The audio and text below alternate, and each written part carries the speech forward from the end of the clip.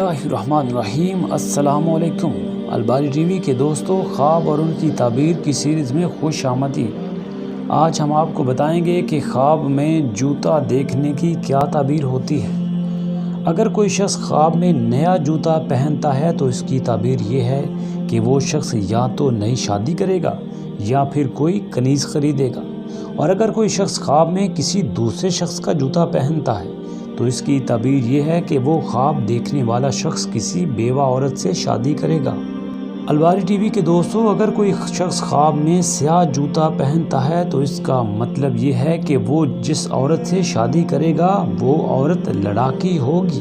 اور اگر کوئی شخص خواب میں سرخ جوتا پہنتا ہے تو اس کا مطلب یہ ہے کہ وہ جس عورت سے شادی کرے گا وہ خوب عیش پسند اور خوش رہنے والی ہوگی۔